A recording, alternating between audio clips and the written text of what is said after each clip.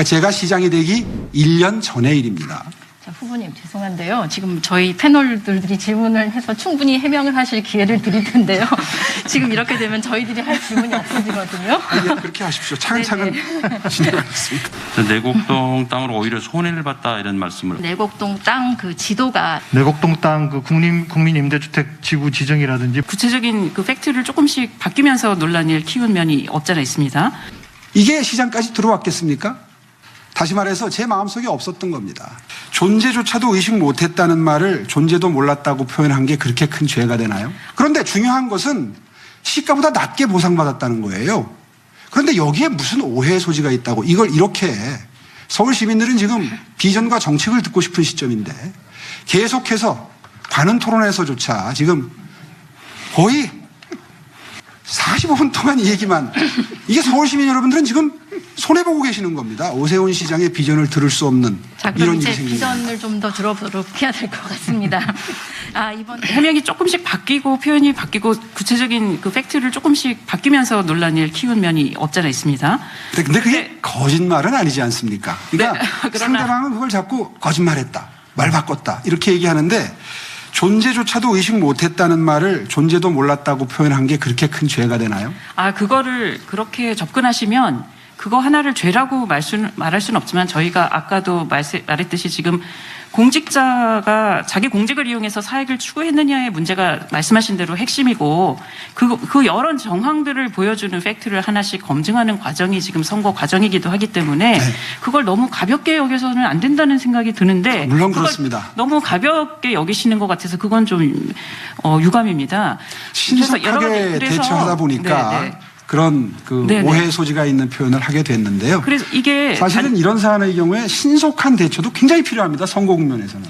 네, 근데 단지 상대 후보에 대해서만 반박을 하는 것이 아니라 국민들한테 유권자에게 네. 해명을 하는 것이기도 하고 그것이 반복되고 있는데 예를 들면 저 측량 현장에 갔느냐는 질문을 받고 기억에 겸손해야 한다 그런 말씀하신 것도 있거든요. 그럼 네. 어떤 의미입니까? 예, 그 점에 대해서 또 좀 오해가 풀려야 되겠습니다. 사실 이 문제가 제기되고 나서 저희 처갓집은 지금 패닉 상태입니다. 거의 뭐 초토화 상태입니다. 그러니까 너무너무 혼란스러워하고 미안해하고 서로 지은 죄도 없으면서 서로 미안해하는 거예요. 저는 제가 집에 들어가면 제 아내가 제 눈치를 봅니다. 또 저도 제 아내 눈치를 봅니다. 이게 마음에 상처가 될까 봐.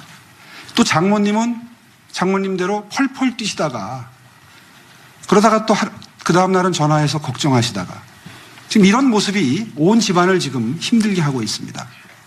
이제 이런 상황에서 그 기억에 겸손해야 된다는 표현을 하게 됐는데요. 왜 그러냐 하면요. 처음에 큰 처남이 분명히 갔다는 겁니다. 당시에 장인어른은 지금 제가 말씀드리는 장인어른은 이제 장모님과 재혼하신 사실혼 관계에 있는 장인어르신입니다. 지금 사실혼 관계가 거의 40년 가까이 지속이 돼서요. 굉장히 아름다운 로맨스로 보도가 되고 뭐 그런 적도 있는데요. 그 장인어른은 분명히 가셨습니다. 그런데 그 장인어른조차도 누가 같이 갔는지 지금 기억을 못 하세요. 큰 처남은 근데 제가 안 간 건 분명하다고 말씀을 하십니다. 근데 큰 처남은 분명히 갔습니다. 여러 사람 장인어른도 기억을 하세요. 그런데 큰 처남은 작은 처남이 간 걸 기억을 못 합니다. 근데 작은 처남은 자기도 잠깐 갔다 왔다고 또 기억을 합니다. 이게 16년 전의 일이다 보니까 사람의 기억력이 그런 대화를 하는 걸 제가 옆에서 이렇게 지켜보면서 저 역시도 뭐 전혀 안 갔죠. 제 기억이 없어요. 이런 모습을 제가 이렇게 지켜보면서 야, 이거 사람의 기억력은 믿을 게 못 되는구나. 예, KBS라는 유력 언론이 이건 말씀을 좀 드려야 되겠습니다. KBS라는 유력 언론이 계속해서 증인을 발굴을 해가지고 뭐 측량 팀장도 저를 봤다. 측량 현장에서 뭐 누구도 봤다. 뭐 밥까지 같이 먹었다. 이렇게 보도를 하는 걸 보고 처음에는 분노했지만 지금은 저도 이거 내가 갔는데 기억 못하는 거 아니야? 처남들처럼 나도 기억이 이게 흐려져서 더군다나 기억력이라는 건 그런 특성이 있습니다. 계속해서 반복적으로 그 언급을 하거나 다른 사람과 대화를 할 때 그거를 소재로 쓰거나 하면 기억이 계속 유지가 되거나 강화가 됩니다. 그런데 그 일을 그다음부터 한 번도 얘기를 안 하면 5, 6년만 지나도 뭘 했는지 전혀 기억 못하는 게 인간의 기억력입니다. 그래서 그날 토론회 때 답변을 할 때 전 분명히 안 갔습니다. 그런데 기억력 앞에 겸손해야 된다는 사실은 저는 알고 있는 사람입니다. 라는 표현을 썼습니다. 네, 전 지금도 말바꾸기라는 공격을 계속 받으시니까 거기에 대해서 본인의 기억이 너무 오래된 일이기 때문에 잘 모를 수가 있고 착오가 생길 수 있다라는 그런 정도로 저희가 이해를 하면 될 것 같은데요. 그렇습니다. 네. 네, 그 내곡동 땅 공시지가가 2005년에 43만 원입니다. 근데 2010년 보금자리 주택지구로 지정되면서 148만 원으로 뛰었습니다. 5년 만에 3배가 넘게 올라서 36억 정도 보상을 받았고요. 근데 5년 만에 올랐다고요? 보상을 그렇게 받았다는 거죠. 36억. 그래서 내곡동 땅으로 오히려 손해를 봤다 이런 말씀을 얼핏 한 적이 있으신데 네. 그게 어떤 근거로 그렇게 말씀하시는지 하고요. 안 그래도 그 질문이 나올 것 같아서 또 많은 사람들은 이 그린벨트가 풀리고 토지 보상을 받는 것 자체가 혜택이라고 보는 시각들이 많습니다. 전혀 그렇지 않고요. 네. 그 후보님의 시각과 일반인들의 시각이 약간 갭이 제가 있는 설명을 좀 차이가 있는데 그 드리겠습니다. 부분에 대해서 조금 말씀해 주시죠. 이렇게 되죠. 그린벨트가 풀려서 보상을 받게 되면 뭐 이익을 보는 지역도 있을 수 있고 손해를 보는 지역도 있을 수 있지만 정확한 것은 제가 아까 말씀드리다가 시간 관계상 제지를 당했는데요. 토지보상 업무를 한 분들 대부분의 공통된 의견은 실제로 팔면 받을 수 있는 가격의 한 10%에서 20% 적은 금액을 정부가 제시하는 게 통내고 소송을 하게 되면 한 15%에서 만 20%까지 더 받는 판결이 나오는 경우가 간혹 있다고는 합니다. 그래서 이건 제가 초기에 해명했던 자료인데요. 이 위치에 이어서 이 토지 보상가입니다. 저희 처가가 받은 게 약 4,443제곱미터, 1,000평이 좀 넘죠. 여기에 평당 271만 원으로 보상을 받았습니다. 그런데 2011년도 보상받을 당시에 국토교통부 실거래가 시스템을 조회해 보니까 이 근처에서 거래된 사례들을 바탕으로 한 당시의 시가를 보니까 들쭉날쭉하지만 평균 317만 6,038원이 나옵니다. 다시 말해서 평당 한 50만 원, 40만 원에서 50만 원을 손해를 본 것이지요. 아마 저희 장모님도 고민을 하셨을 겁니다. 이걸 받고 그냥 말아야 되나 아니면 더 달라고 이의 신청을 한다거나 소송을 해야 되나. 그런데 이의 신청이나 소송의 길을 걷지 않으셨습니다.